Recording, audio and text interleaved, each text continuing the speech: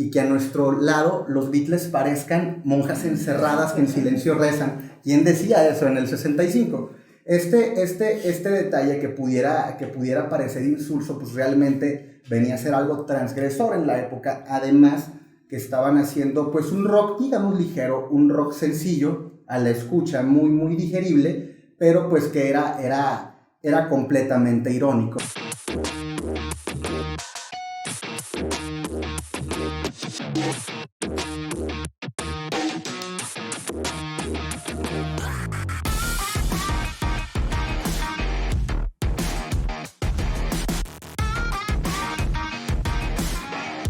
Bienvenidos una vez más a María on the Radio, todavía estando en el mes de septiembre, todavía celebrando todo aquello que ha ocurrido, celebrando y haciendo garras también a todo aquello que ha ocurrido en el rock que se hace en nuestro país, acá en México. El podcast del día de hoy es muy especial y está dedicado a la memoria del maestro Armando Vega Gil, quien lamentablemente falleció en abril de 2019. Para ponernos en contexto, vamos a platicar hoy de una de las bandas que más han dado que hablar en la escena de rock en México desde mediados de los 80. Hoy vamos a platicarles de la historia de Botellita de Jerez, para lo cual inevitablemente tenemos que remitirnos a un fenómeno ocurrido allá en 1965, que se llamó Los Tepetatles. Esta banda se llamaba Los Tepetatles como una forma irónica y una forma de cotorreo de referirse a los Beatles, ¿no?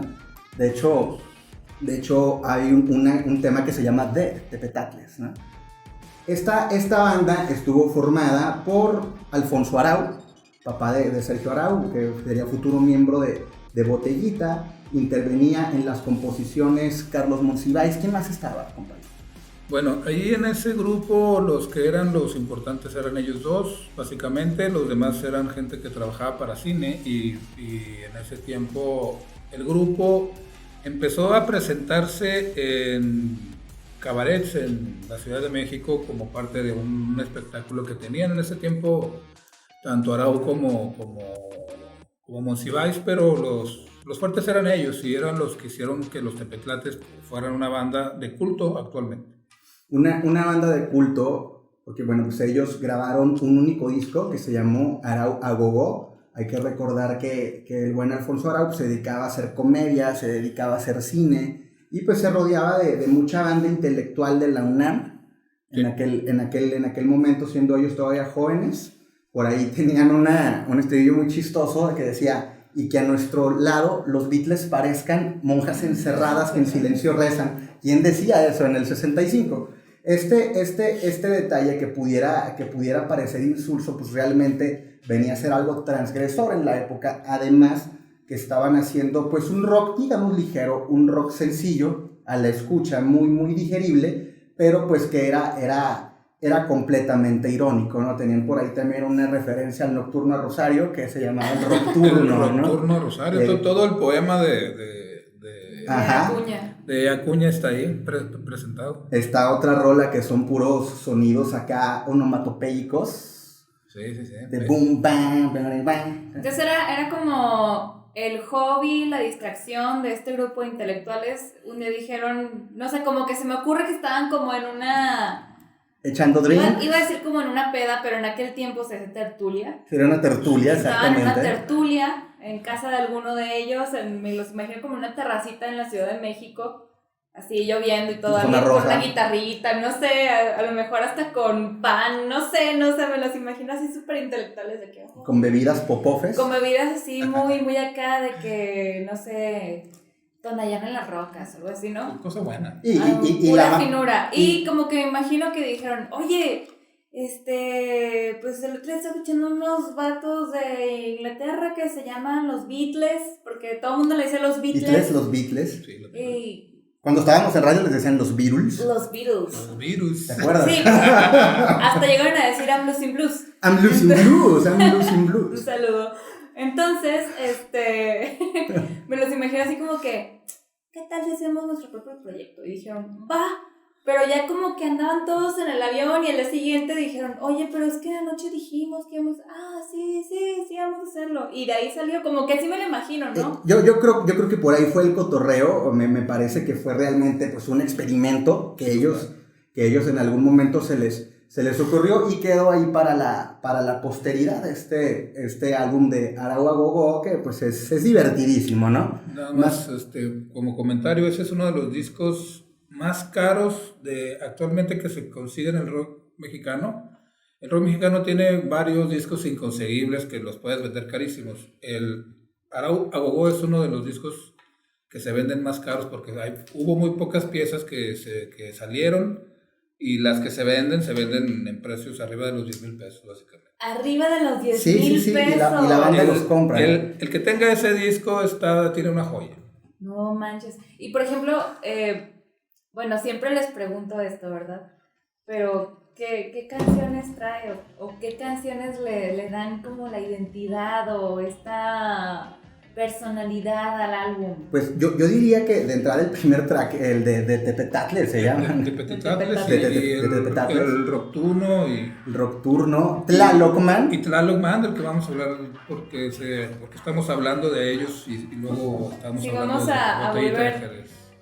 Guarden ese tweet, Tlalocman. 19 años después. ¿Qué pasó, compa? 19 años después, 1984. En 1984 pasó lo que tenía que pasar.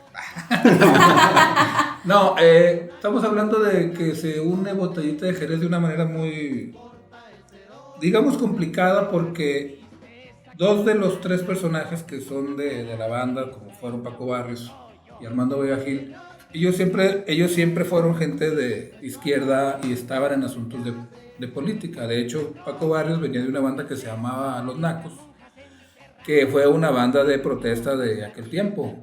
¿En los 70 todavía? Sí, todavía estamos hablando de finales de los 70. Y Armando Vega Gil trabajaba en peñas, o sea, él tocaba la guitarra en grupos de lo que luego se llamó Canto a Huevo.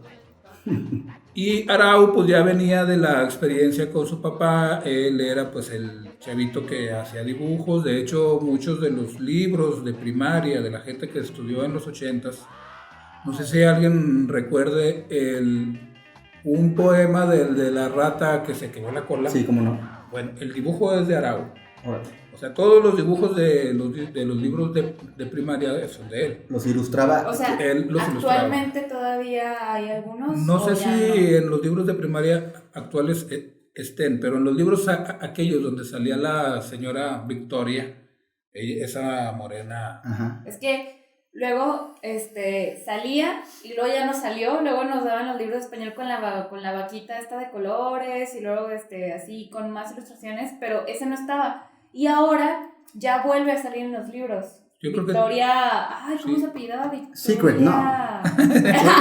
No. Dejan tampoco. Se traía bata, entonces no creo. No creo que fuera tan corriente como Sí, la Victoria Secret, sí, ¿no? pero en las reuniones de los grupos de izquierda, un dibujante, una persona que hacía caricatura en ese tiempo, presenta a Vega Gil con Paco Barrios y ellos deciden tratar de hacer algo porque ellos ya sabían que el asunto, por ejemplo, hablaban del rock mexicano que era muy pobre, no en el sentido lírico, sino en el sentido de bandas que fueran importantes. Y propositivas.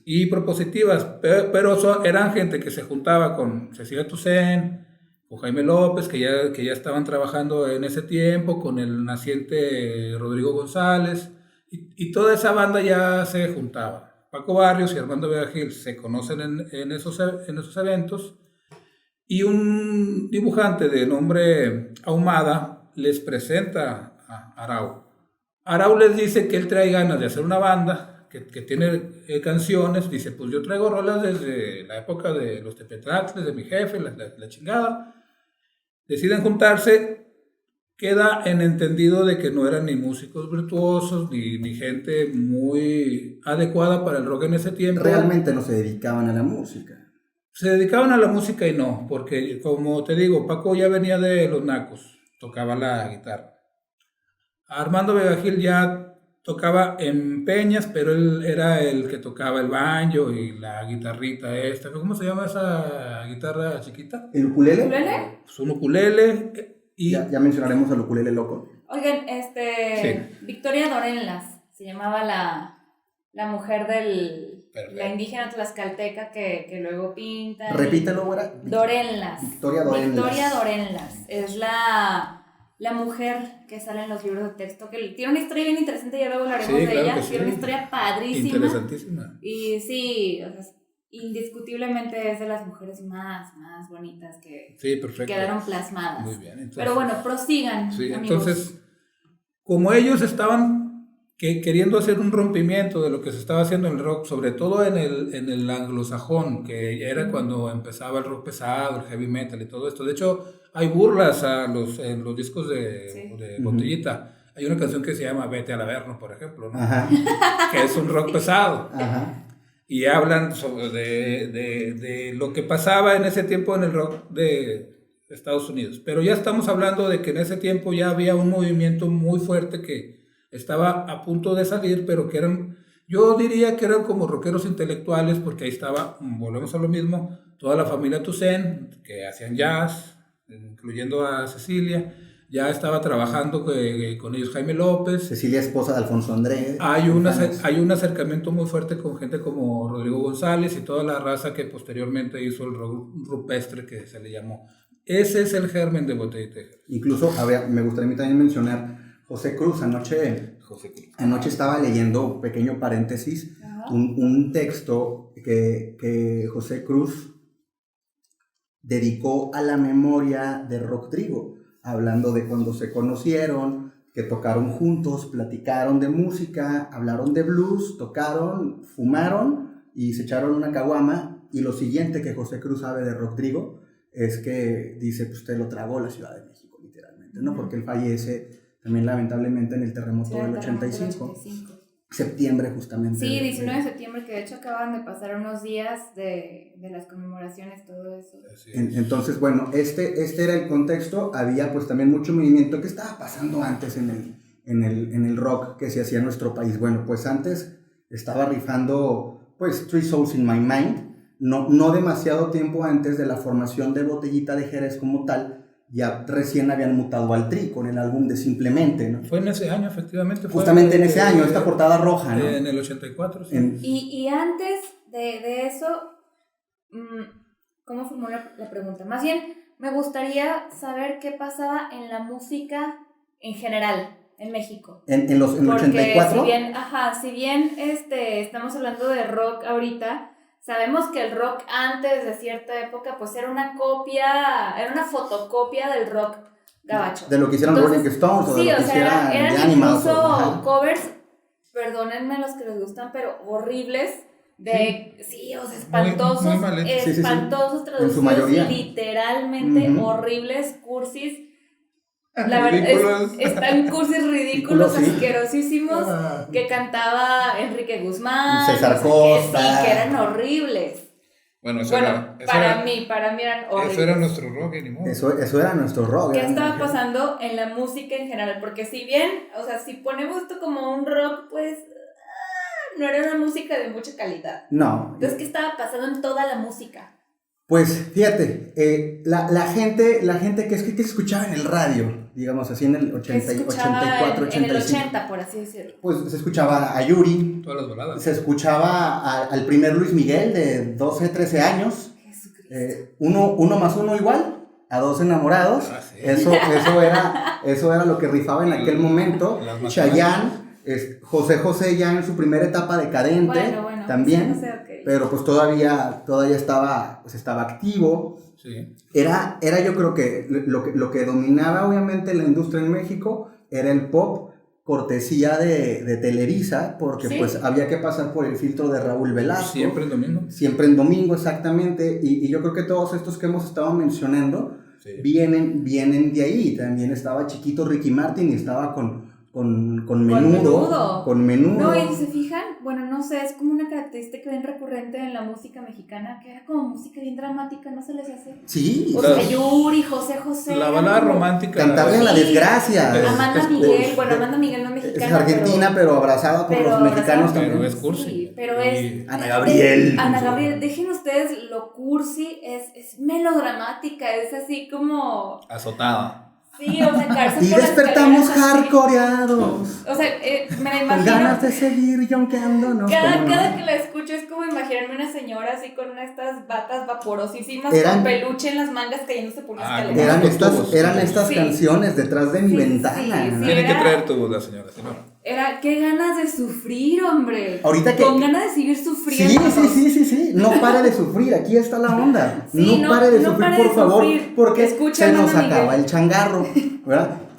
Ahorita que mencionas a Amanda, que es argentina, ajá, pues también sonaba mucho de otros países, pues Miguel Bosé. Ah, claro. Sí. Los Hombres G. No, los Hombres G fueron después. A finales de los 80, de los 90. Pero sí, efectivamente. Son parte de la camada. Era melodramático la música, todo pasaba por el filtro de Siempre un Domingo. De hecho, hay un video muy interesante de Botellita de Jerez cuando va a Siempre un Domingo. Búsquenlo en YouTube, es genial. Que ahí pues no sé cómo llamarle, personaje de la tele. ¿Presentador? Una presentadora, porque era dama, que había como que un momento donde los presentaban ante un jurado y traían su rollo. Y ellos hacían les decían qué les gustaba y qué no. Entonces a ninguno de los jueces que estaban ahí, que estaban acostumbrados a gente como José José, que era más yonki que los tres. Exactamente. Pero era un yonki solemne, compadre. No, pero era, a los tres se los hubiera llevado, ¿eh? Sí. Pero fácil. No le aguantan un cotorreo. No, nadie. Imagínense a José José agarrando un cotorreo en el 84 con Ozzy Osbourne. Legendario. Esto hubiera estado muy bien. Y a José José lo cremaron, ¿verdad? A José José. Duró 3 días. Duró como 3 prendido ahí. Duró 3 días prendido, exactamente. Lo cremaron en las redes, ahora sí. Pero entonces, esa imagen de lo que se estaba haciendo, digamos, en el subterráneo, que surge, porque ya estamos hablando de grupos que ya grabaron, como Jaime López, como Real de 14, como Betsy Pecanís, como la primera etapa de la gente de la familia Toussaint y todos ellos, que eran los que estaban ahí trabajando junto con gente como La Botellita. Bueno, pues no les gustó. Obviamente, claro, a nadie de Televisa le gustó 3 cabrones que estaban ahí haciendo Waka Rock, que no les entendía nada, porque además pues estaban feos los tipos. Y la imagen, compadre. Sí, su imagen era como muy grotesca. Pero ahí les va, los que les dieron chance al rock de México en ese tiempo fue el programa de Cachún Cachún Rarra. Ahí salió Botellita. Ajá. Ahí salió un primer grupo como Kenny los Eléctricos, como El Ritmo Peligroso. Ahí salían, o sea, si había una chance de salir en la televisión era en Cachún Cachún, pero era la única chance que ellos tenían realmente. Pero donde se hace grande ese tipo de grupos fue en Rocotitlán, donde ahí sí hubo la oportunidad, porque trabajaban además en familia, todos los Arau, y es donde realmente surge. Ahí es donde yo le voy a dar en su momento la importancia al grupo Botellita de Jerez y su importancia dentro de Romica. Porque Rocotitlán pues era el templo de los hoyos funkis. Era un hoyo funky con mucho trabajo detrás, era un hoyo funky que pues realmente sí consiguió un poquito amortiguar la consecuencia que dejó a Vándaro del 71. La marihuaniza. La marihuaniza y el degenere, y la encuerada, y el encueramiento. Y el encueramiento también. Marihuaniza, degenere y encueramiento. El Festival de Vándaro 1971. Bueno, pues este Festival de Vándaro, pues también hay que mencionarlo, porque ¿qué repercusión tuvo? O sea, ¿qué querían los organizadores y las bandas? Pues que fuera un Woodstock Mexa, ¿no? El Woodstock acababa de pasar 2 años antes, en el 69, en Estados Unidos, que fue una chulada porque tuvo consecuencias e impactos positivos. En Estados Unidos. En el cotorro del Flower Power, del hipismo y del movimiento musical y de contracultura. México lindo y querido, ¿qué pachó? Pues pues que nos regañaron. Todo lo contrario. Todo lo contrario, los regañan, los censuran, los satanizan. Y pues a partir de entonces ya no se puede tocar rock, ¿sí? Por ahí decía Laura en cierto tema de Three Souls y Mamá, ya solo podrá rock and rollear el hijo de Díaz Ordaz, decía, ¿verdad? Entonces, así de fea y así de hojaldra se puso la cosa durante los 70, parte de los 80, hasta que empieza a hacerse el movimiento de los hoyos funkis, estas bodeguitas, estos lugares pues, clandestinos para tocar música rock, hasta que pues ya se le mete producción, se le mete algo de varo en lo que fue Rocotitlán, y en ese momento se empodera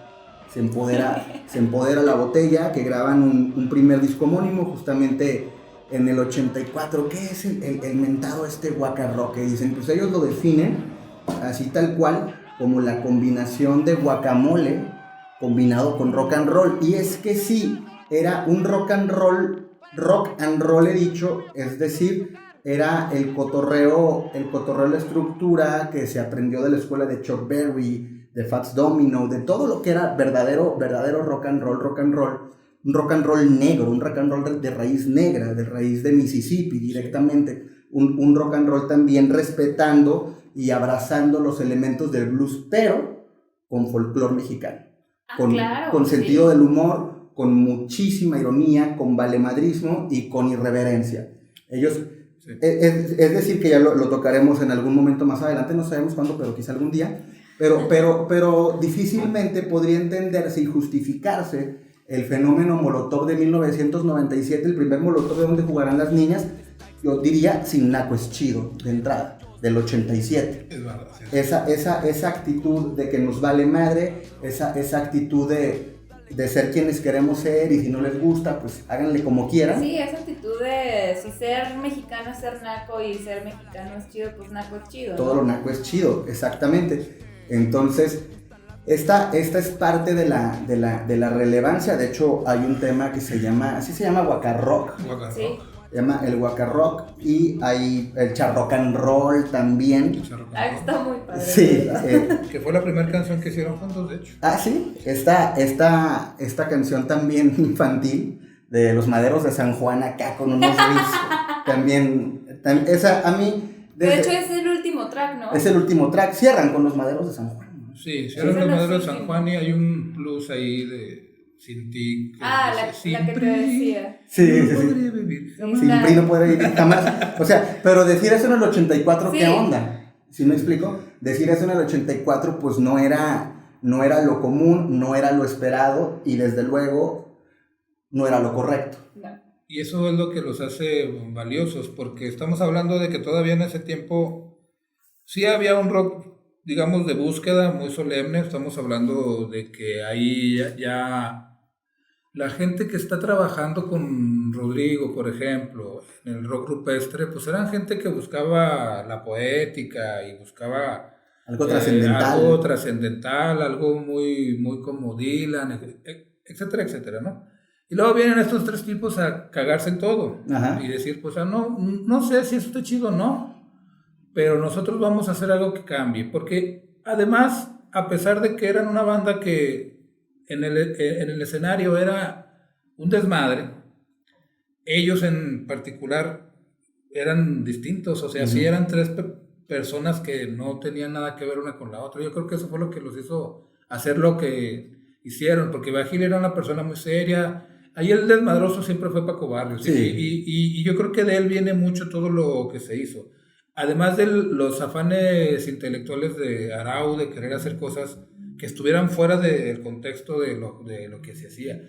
Y Naco es chido, sí, como primer disco, sí rompe con todo eso de lo que se hacía anteriormente, o sea, todo el famoso rock chicano y lo de César Costa, etcétera, etcétera. Sí. O sea, ellos llegan y dicen, pues a nosotros no nos gusta nada eso, nos gusta este desmadre, tocamos mal, no nos cantamos feo, estamos feos, pero si les gusta, qué bien, ¿no? Y obviamente en su momento, Botellita de Jerez, sí lo tengo que decir, sí fueron una banda que jaló banda, pero no tanta como otros. O sea, ellos sí tuvieron muchas broncas en el sentido de ser comprendidos. eran tan adelantados a su tiempo que tardó mucho Estaban tiempo. Estaban condenados a ser unders. Tardó mucho tiempo en que la raza les agarrara la onda. De hecho, hasta los 90 más o menos fue cuando se les reivindicó. Estamos hablando de que los 80s fueron una época donde nada más la banda que conocía el rock mexicano les gustaba o los veían. Pero dentro de como decían, no, pues yo prefiero ir a ver al Tri que estos güeyes, ¿no? Y la banda jalaba más hacia otro lado. Y sí fueron una banda muy sufrida y que sí pasaron por muchas broncas. Por eso las transformaciones que hubo. Ajá. Por eso fueron varias épocas de la banda. Porque si hubiéramos hablado de Botellita de Jerez como banda americana, yo creo que sí hubieran trascendido muchísimo más. Por ahorita que mencionabas al Tri, en el primer track de Naco es Chido, en Todos Tienen Tortita Menos Yo, se escucha la voz de Lora. Sí, Lora graba con ellos en ese disco. Graba con ellos en ese disco. Yo me atrevo a decir que Naco es Chido del 87 es el disco de Botellita de Jerez. Ese fue el parteaguas, ese fue el antes y el después, y ese fue un disco que realmente le aportó algo, le aportó muchas cosas al rock que se hace en México. Uh-huh. De entrada lo escuchas, imagínate tú, güera, escuchar ese disco sin voces o escucharlo sin la letra, ¿no? Que tú hablaras otro idioma quizá y de pronto escuchas cierta rolita con blues, cierto rock and roll y pues ya aparte el folclore mexicano que le meten. Yo creo que en ese sentido está muy bien logrado. Además trae un cover ahorita que comentábamos de Rodrigo, compadre. Sí. Pues trae una muy buena versión de Asalto Chido. Que pues a mí me encantó. Fíjate, yo conocí, de hecho, también, que es bien bonito cuando pasa esto con las bandas, yo estando chavito, conocí Botellita de Jerez, la música de Botellita de Jerez, y yo supe que existía Rodrigo cuando al final me doy cuenta de que, bueno, alguien me platica, mis primos me platican, que realmente la canción era de Rodrigo, ¿no? Entonces, toda esta aportación es lo que se convierte en algo súper interesante. Y debo yo de insistir en ese tema. La verdad es que sin ese disco, sin Naco es Chido, difícilmente hubiera surgido y difícilmente se hubiera entendido un fenómeno como el que pasó con Molotov 10 años después. Otro cotorreo bien interesante, hay que mencionarlo. 1988, recién pues de salir de las giras de este disco de Naco es Chido, Arau deja la banda. Ellos también son un matrimonio tóxico, como el que platicábamos el otro día. ¿Por qué deja la banda? ¿Por problemas entre ellos? Deja la banda, sí, creo que más eran pedos con el Mastuerzo, ¿no? Sí, bueno, entre Mastuerzo y él. Lo que pasó básicamente fue que Arau quería ser el líder de la banda. Uh-huh. Y ahí no había líderes, porque finalmente todos aportaban. Había cosas que aportaba Armando. Volvemos a lo mismo. Dentro de su idea de la intelectualidad, cada uno de ellos aportaba igual. Entonces sí había un tercio de cada una de las cosas que se hacían en el grupo. Y cuando alguien de esos tres dice, pues se van a hacer las cosas como yo digo, llega el otro y dice, no, pues es que aquí nos tenemos que poner de acuerdo todos o no se hace. Uh-huh. Y fue lo que finalmente... y además de que realmente, como ya lo mencionaba yo hace un momento, sí eran una banda que los iban a ver, sí era una banda que tenía su grupo, público, su público, pero finalmente no les iba tan bien como ellos hubieran querido. Uh-huh. Sí, batallaron mucho en esa primera época. Y por eso se va Arau, porque Arau estaba acostumbrado a otras cosas, no a otros ambientes. Y finalmente Arau se va a Estados Unidos a hacer una carrera como dibujante, como cineasta, porque finalmente él hace películas. Y los otros dos pues se quedan un poco a la deriva. Pero antes de eso, nada más yo quiero mencionar, antes de que se me olvide, de que para mí la primera banda de rock mexicano, así tal cual como suena, fueron ellos. Porque la esencia, porque el discurso, porque la ropa, porque las canciones, sí tenían que ver con lo que se le podría llamar en una primera época como rock mexicano realmente. Y otra onda bien mexicana que traían ellos, decir, me vale madre y me burlo de... y me va mal a mí y te va mal a ti y nos va mal a todos y me cago de risa en eso y hago bromas con eso y me la voy a pasar mamando todo el tiempo con eso. ¿Crees que por eso, bueno, ya mencionaron que eran muy incomprendidos, pero creen que también eso de que a lo mejor el público en aquel tiempo no estaba tan acostumbrado a reírse, aunque siempre decimos que el mexicano se ríe de todo, no es cierto? O sea, la neta no, hay cosas que nos reímos si le pasan a alguien más, pero si nos pasan a nosotros, si alguien más se ríe, es como, no, qué ofensa, ¿eh? Sí. Sí, somos bien hipócritas, la verdad. Sí. Pero, bueno, ¿crees que, o creen que ese valemadrismo y esta cuestión tan irreverente de reírse de todo y de burlarse de todo y señalar afectó también para que no fueran como el boom que pudieron haber sido? Porque la verdad es que, sí he de confesar, no soy fan de Botellita de Jerez, no me gusta, pero le decía hace rato que yo escucho la música y me encanta la música, lo que no me gusta son las letras y no me gusta, las veces una que otra, pero las voces no me gustan. Las voces de ñeros. Sí, pero las canciones sí me gustan bastante. Anoté algunas que dije, esta la tengo que mencionar porque me gusta mucho. ¿Cuáles? Anoté Sin Ti, La Balona de la Conquista me encantó. Sin Pri, ajá. Pinche Malinche, me encanta. El Guacarrock de la Malinche, me encanta, ajá. Sí, esa me encanta, me gustó mucho. La canción Para un Armaño me gustó mucho porque es como cumbia. Es una cumbia. Cumbia rock, está sabrosona, está rica. Yo le llamo pachicumbia. Pero si las escucho sin las voces, se me hace mucho mejor. Mucho más sabroso. Ajá. El problema era el más tuerzo. Entonces, vuelvo a mi pregunta. ¿Creen que eso haya influido? Respondiendo a tu pregunta, güera, desde luego que sí, porque fíjate, qué chistoso estuvo esto. A ver, En el 88 sale Arao de Botella, entra Salinas de Gortari a la silla grande y todos pensaron, pues yo unos testículos de un señor que dicen que es mi papá, pero todo el mundo pensaba que nos íbamos a convertir en un país de primer mundo. Todo el mundo pensaba que todos iban a ser millonetas, todo el mundo pensaba que la moneda, que la chinga, y en ese contexto, la industria de la música, la industria rockera en el país, ¿qué es lo que hace? Pues adopta a través incluso de Siempre en Domingo a todas estas bandas. Ya hay que recordar que ya eran los tiempos de los Caifanes. Ya salían también en Siempre en Domingo, ya salían con Vero Castro, con Paco Stanley, por ejemplo. El gallinazo y todo. Y el gallinazo, que se te salían y decían, ay, señora, se cayó. Aplicaron un mayo besar. Entonces, sí. Era un pañuelo, ¿eh? Era un pañuelo. Era un teléfono, dijo. El pañuelo. En aquel tiempo, o bueno, después dijo que era un teléfono. Que le había apuntado un teléfono, un papelito. Sí, pero el papelito estaba cargado. El papelito estaba grande, oye. Era un papelón. Estaba cargado. Era un teléfono a larga distancia. Era un teléfono a larga distancia. Entonces, bajo ese contexto, ¿qué ocurre? Es hasta que ya Televisa adopta a todas estas bandas, que da chance a ellos que repartían el pastel mediático, que decía, tú sí entras, tú no entras, ellos pues llaman la atención con estos elementos que comentabas tú, con el aspecto pues hasta ridículo de un chaleco, algo que se vea punk, pero y en los tenis traigo espuelas, ¿no? Y la greña larga y feos de madre, sí, y todo esto.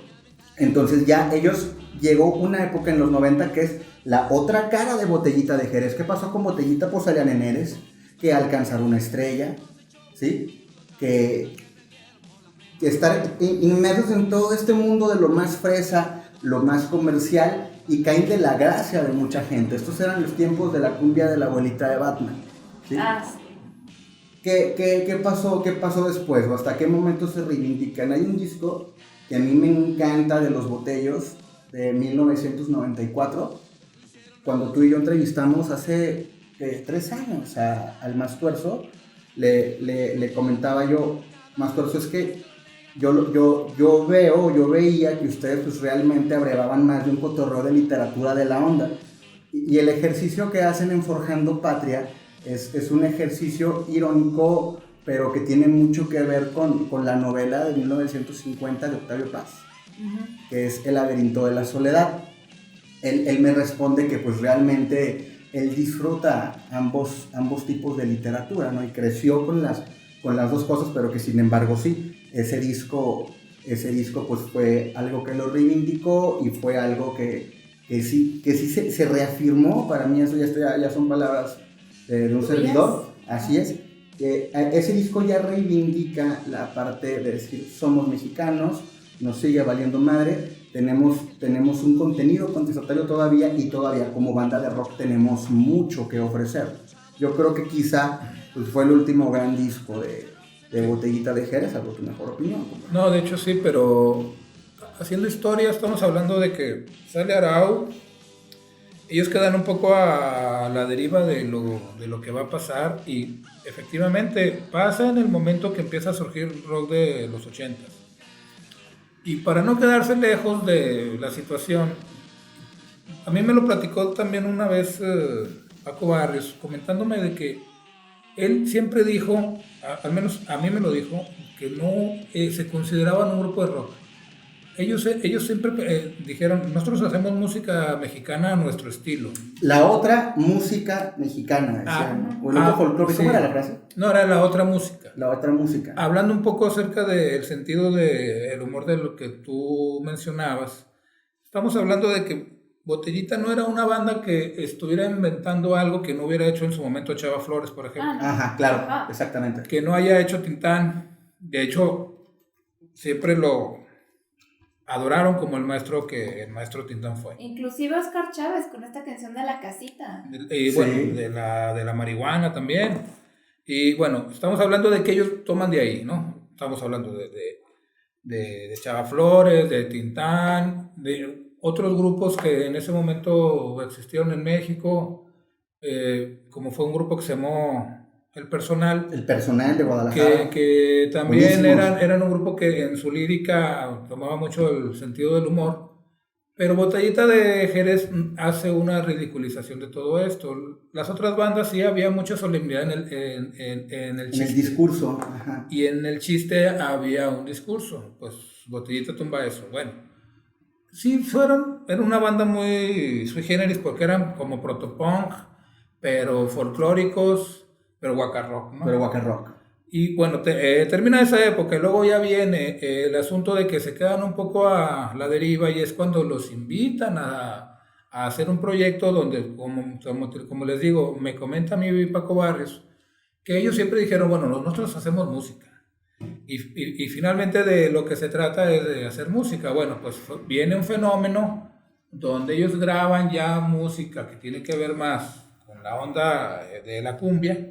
Viene la abuelita de Batman y todo esto, y ellos tienen su época donde se dividen en dos partes. La parte donde tocan cumbia con bandas de ese tiempo que hacían bandas, conciertos gruperos, ya en ese tiempo ya se les llamaba así, y hacen novelas y hacen películas con Televisa.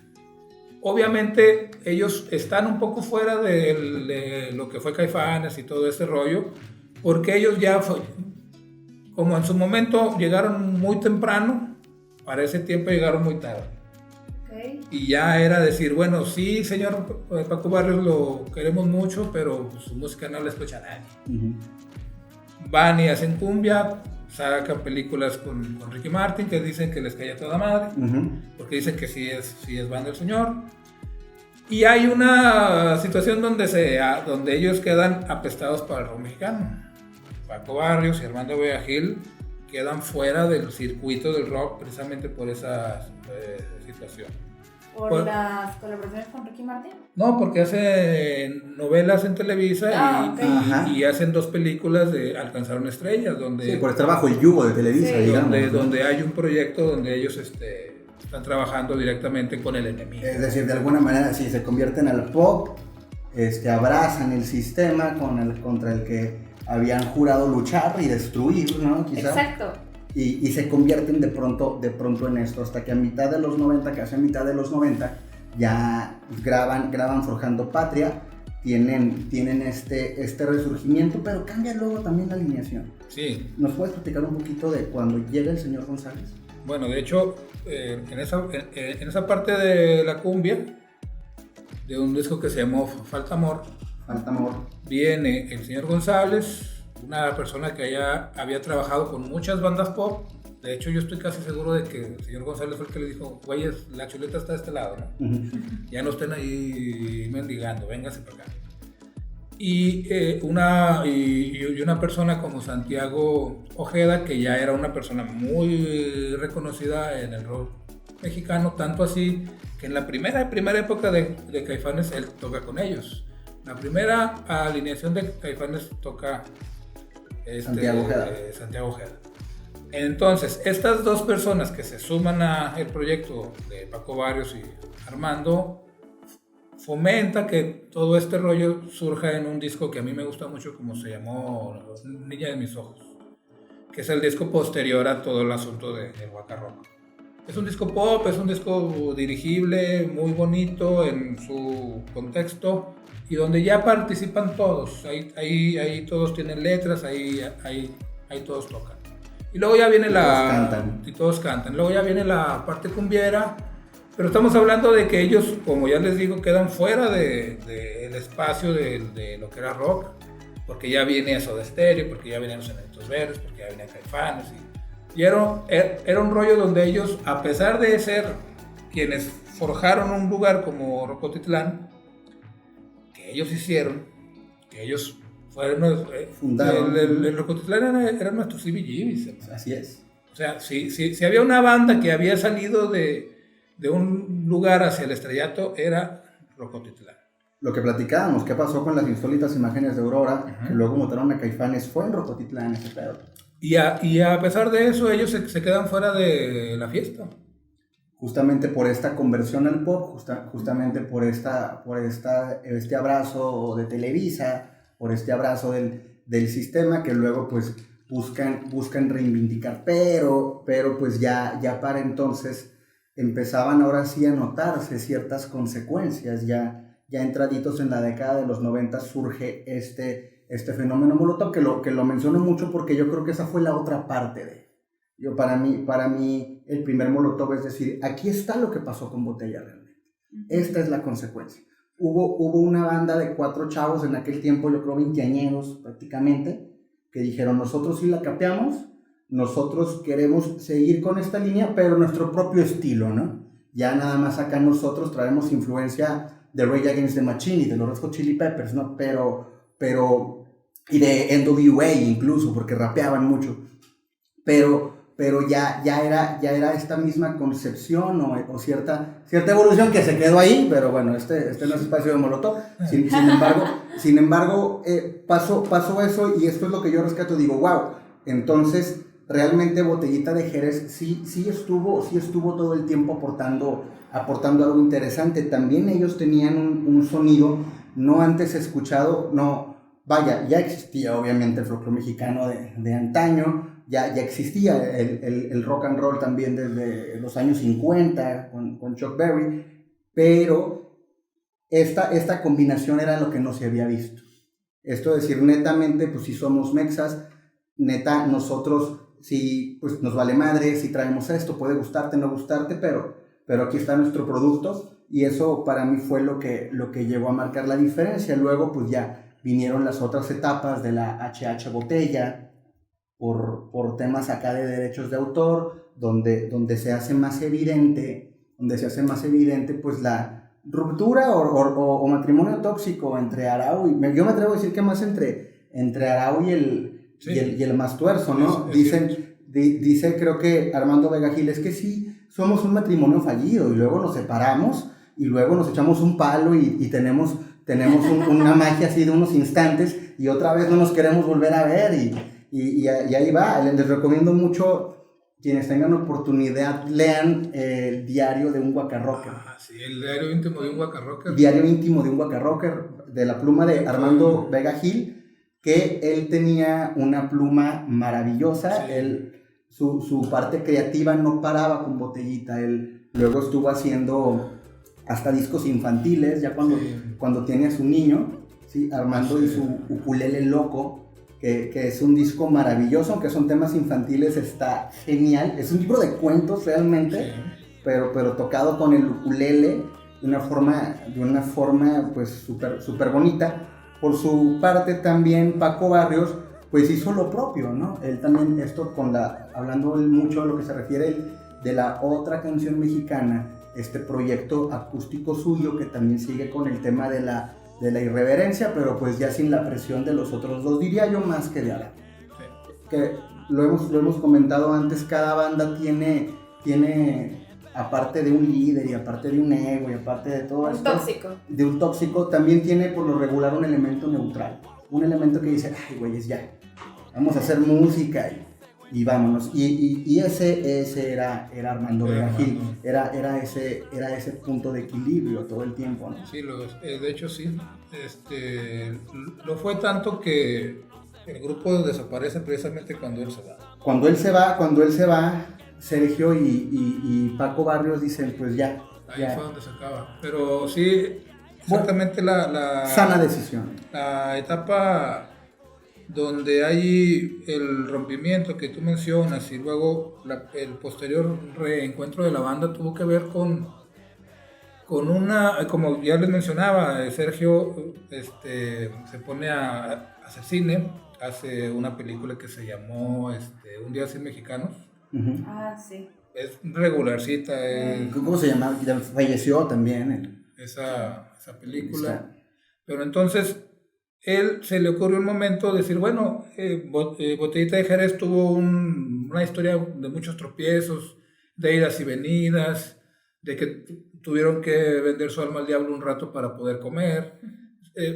Armando siempre fue un intelectual en toda la línea, sí. Hacia libros, pero hacia cine también. De hecho, trabajó con el Wiri Wiri, él trabajó en televisión por mucho tiempo.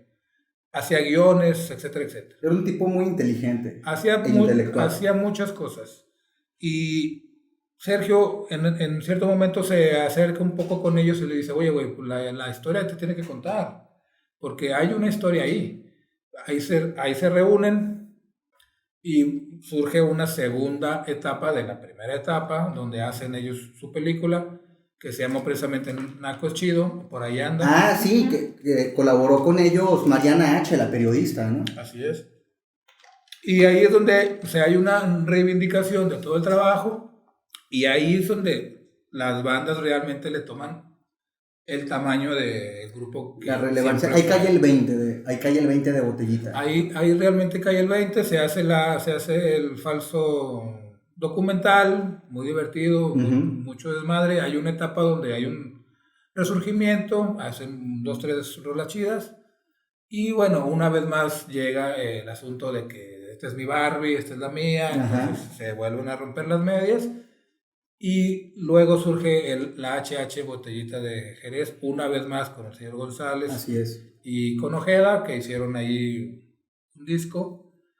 Y posteriormente pues viene ya toda la situación con Armando, que hace que la banda se deshaga, pero definitivamente. A lo que voy yo es que sí me parece a mí que la reivindicación estuvo muy bien, que qué bueno que se hizo, porque sí lo merecían. Yo lo he mencionado y cada vez que tengo la oportunidad lo digo. De hecho se lo comenté aquí al compañero en su momento, cuando él conoció a Paco Barrios. Yo le dije, estás hablando ante uno de los pilares del rock mexicano. Sí. Que no se te olvide. Y nos dimos un gallo, me siento tan orgulloso. Estamos hablando de que si estamos hablando de lo que surge en el rock mexicano, tiene pilares. Ellos fueron parte de esa entrevista, que luego se las compartiremos y Charlie lo aprueba. Hay que ver el detalle que pasó con el sonido. Pero realmente incluso sí, esa conversación con el Mascuerzo, más que una entrevista, se convirtió en una charla en la que le terminé preguntando, bueno, Paco, entonces para ti, ¿qué es rock and roll? Me responde y me repregunta, ¿y para ti qué es rock and roll? ¿No? Que fue bien nutritivo. O sea, él todo el tiempo le vale madre, él todo el tiempo cero rockstar. Antes de eso, que estuvimos en su conferencia de prensa, el vato ya empezó a hablar de que no, y el sistema y todo está mal, y que no sé. Entonces, ese siempre ha sido Paco, ¿no? Sí, siempre, toda la vida. El que si consigues que venga a tu ciudad, le vale madre, yo me voy en bus y pues ahí consígueme, pues no sé, me duermo en la sala de alguien. Cero ¿no? poses. Yo en un catre. Sí, Ay, no, es que en serio. Con un periodiquito tapando. A él le vale madre, ¿eh? Cero poses. Él cobra lo que tiene que cobrar y todo, no le interesan los lujos, que tenga su cheve, su cotorreo y... Que esa es una parte que a mí nunca me ha gustado de él, porque alguien debería de reivindicarlo. Debería de darse su lugar, ¿no? En su verdadera porque es que quién es Paco también. En su verdadera dimensión. Paco Barrios sí es una persona que merece más de lo que realmente tiene. Y ahí es donde yo pienso que la Botellita también, porque sí, estamos hablando de un grupo que desapareció no hace 2 años, pero que tenía más de 35 cuando pasó el asunto pero de todas maneras vuelvo a lo mismo. La reivindicación de la banda salió en su momento y qué bueno que la hubo. Las bandas actuales hablaron de lo que significó para ellos. Incluso hay un halo muy fuerte que ellos tuvieron con bandas como Café Tacuba, por ejemplo, donde incluso hasta los coverearon ahí en la avalancha de éxitos. Pero sí, ese es un grupo que sí tuvo su dimensión, fue tarde, pero finalmente sí pudieron disfrutar de esas mieles.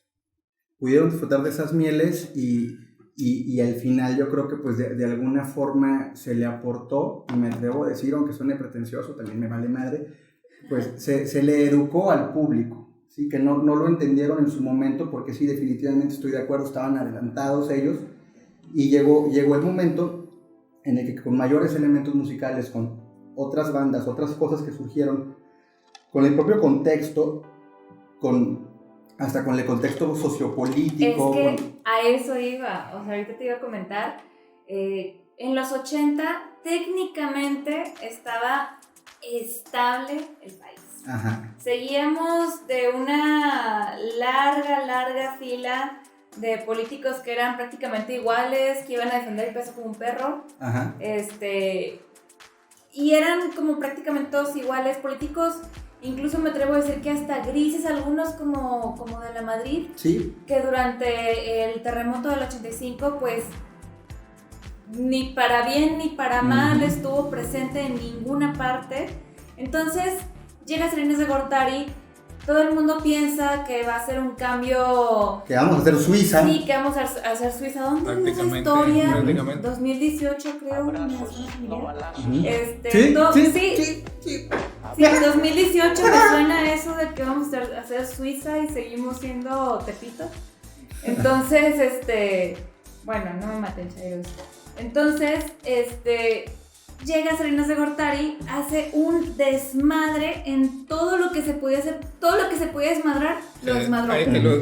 Sí. Todo. Economía, instituciones, todo. Creo que de las pocas cosas que a lo mejor pudieran ser bueno, guión malo, no sé, depende de qué punto de vista lo veas, es el TLC. Pero en todo lo demás, Salinas de Gortari desmadró el país en todo lo que lo podía desmadrar.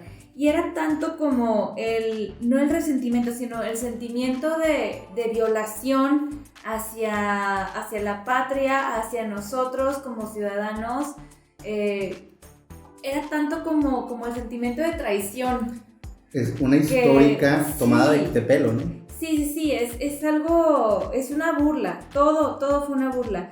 Entonces todo eso, aunado a más cosas que vinieron durante y después de Salinas de Gortari, como Colosio, o sea, habían pasado muchos eventos políticos que tenían al país... Lo que estuvo pasando con el EZLN. Ándale, también. Hubo muchos eventos políticos y sociales que sacudieron al país en este punto en el que necesitábamos en realidad que alguien nos viniera a refrescar la memoria y decir, hey, somos mexicanos y no nos rajamos, y hacemos esto, y somos chingones por esto y esto y esto, y nos vale esto más.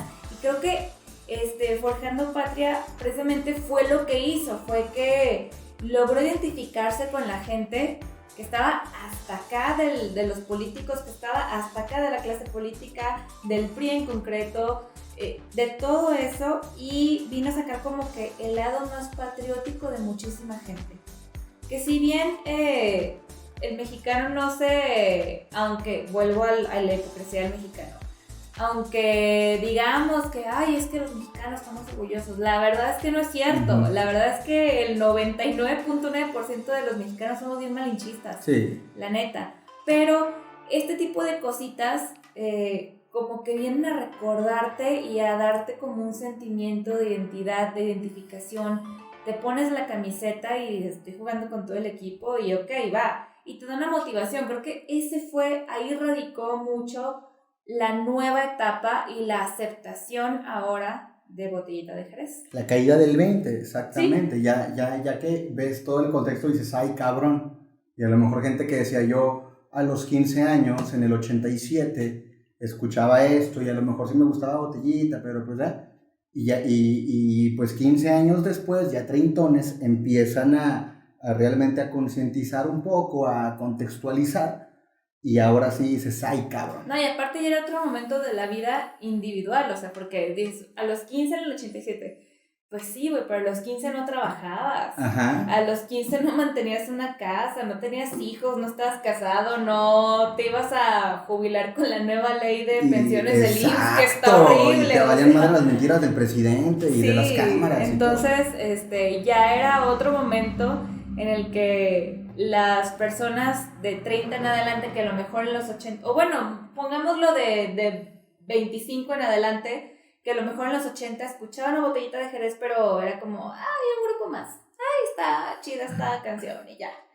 Pero ahora ya tenían otras cosas en que pensar, ya traían otro discurso ellos en su vida y ya era muy identificable, ya era muy, a lo mejor no este contexto de este güey está hablando de lo que me identifica, que me pasa, sino este güey está diciéndome lo que yo quiero escuchar porque estoy hasta la madre de los políticos.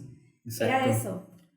Sí, de hecho, la época cuando Botellita se vuelve a juntar con el disco que sacaron Unplugged, ahí es donde ellos tienen una reivindicación incluso con el ZLN, estuvieron muy cercanos porque, como ya lo mencioné, ellos siempre fueron un grupo político, político, que siempre mencionaron asuntos que pasaban en la sociedad mexicana desde el principio, desde la canción esa de El Dragón, que es un tipo que tira fuego, hasta una que le hacen a El Negro Durazo en su momento, que se llama El Negros Blues, que es una gran canción también para el momento de que lo estaban haciendo. Entonces ellos nunca fueron ajenos a eso.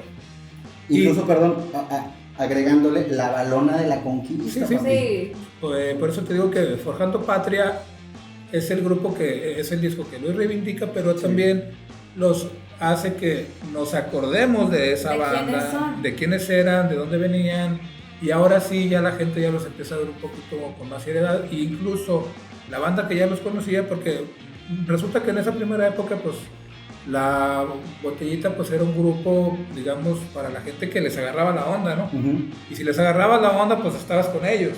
¿Sí? Pero era cuando decían todos, bueno, pues está bien, pero pues a mí me gusta más el Tri, ¿no? Y sigo echando más desmadre con los Pero pues Armando se fue con la conciencia tranquila de que finalmente él fue reconocido como el artista que era.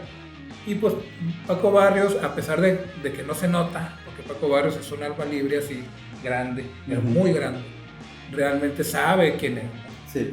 Y está en el contexto de decir, pues todas estas banditas caguengues como Molotov, como Café Tacuba y como estos y como los otros, pues a mí me la deben. Exacto, a huevo. Así de sencillo. A huevo. Así de sencillo. Entonces, todo esto ha sido el fenómeno de Botellita de Jerez. Quisiera concluir rescatando una parte que acabas de comentar tú, compay. Definitivamente yo creo que Armando Vega Gil se va tranquilo en el sentido de que, bueno, escribí un chingo y no lo hice absolutamente nada mal, ¿no? Incluso pues hice lo que pude y lo que quise hacer con el rock de mi país, con el rock con el rock mexicano, y además hasta cuando fui papá, a mi niño le dejé grabado Armando y su ukulele loco, que, o sea, independientemente de algún tema de nostalgia, haciendo un ejercicio estrictamente musical y lírico. Qué buen disco es, ¿eh? Es algo muy versátil. Exactamente. Era un artista muy versátil. No, sí, totalmente. Completamente. Entonces, esta ha sido la gran relevancia. Comentarios que quieran hacer antes de que... Pues nada más que Botellita, sí, es una banda pionera de muchas maneras, pero también es una banda que yo la pongo ahí dentro de las bandas más importantes del rock en México. Actualmente, ya con el reconocimiento que ellos tuvieron, sí está dentro de las 5 o 6 bandas que crearon una época, crearon un estilo que era no difícil, pero finalmente ellos, a pesar de todo, siguieron su camino, hicieron lo que quisieron, y ahí es donde su relevancia como artistas es lo que se tiene que ver, ¿no? Y pues sí, este tipo de pláticas que estamos teniendo es para que se reivindique todo eso que no se conoce, y yo sí creo que como la banda que nos está viendo y escuchando, aunque sea por curiosidad, se acerquen un poco y se den cuenta de que finalmente todo lo que se escucha actualmente ya tiene un pasado muy fuerte, muy nutrido, y que hay mucho de dónde tomar. Y Botellita de Jerez era un río del que muchas bandas bebieron y lo siguen haciendo. Y lo seguirán haciendo seguramente. ¿Algún comentario, güera? Bueno, como yo dije, no soy fan de Botellita de Jerez. En realidad, hoy estuve escuchándolos todo el día en la oficina, porque sabía que íbamos a llegar aquí a hablar de esto. No soy fan, no me gusta, pero eso no quita que yo pueda reconocer la importancia que tienen, reconocer lo buenos que fueron, reconocer todo lo que hicieron, porque en realidad toda su música, todo su arte está diseñado de tal manera que sí es realmente una manera de ellos de expresar lo orgullosos que están de ser mexicanos, y creo que con eso me quedo de ellos. Creo que deberíamos aprender un poquito más de eso. Ellos aunque a mí no me gusten, sí estaban orgullosos. Sí, ellos están orgullosos, aunque a mí no me gusten, aunque a ti no les gusten, yo sí recomiendo hacer el ejercicio de escuchar los álbums de Botellita de Jerez. Los álbums, ya no sé cómo se dice. Los discos. Los discos de Botellita de Jerez completos. Hay canciones que yo sí le doy skip, porque no las tolero. De verdad me parecen insufribles. De verdad, se los juro. Pero, como les digo, eso no me quita que tengo que reconocer pues todo lo que hicieron. Ya, eso como artistas, ¿no? Ya después habrá mucha gente que nos diga, no, es que estos vatos eran así y eran así, ya eso es aparte, pero su arte, lo que nos dejan, eso sí vale mucho la pena, y como, reitero, el sentimiento como de orgullo, de pertenencia. De pertenencia, es con lo que me quedo. Botellita de Jerez como rock and roll. Botellita de Jerez como hacedores de blues, como cotorros hacedores también de cumbia. Botellita de Jerez como una figura de culto. Botellita de Jerez como una postura contestataria. Botellita de Jerez como un punto de encuentro entre generaciones que vienen mucho más atrás de los 80, las que estuvieron en los 80 y las que tienen la Lolita, perdón. Sí. La Lolita. Un trailer cargado de Phil Barrera. Ese es el mantra. Fetamina. Ya se fue. Y se fue. Entonces, disculpen ustedes. Entonces, oye, ¿y dónde está mi flor? Yo quiero mi flor. Aquí tienes un gato. Bueno, tengo un gato, no tengo flor, pero pues bueno.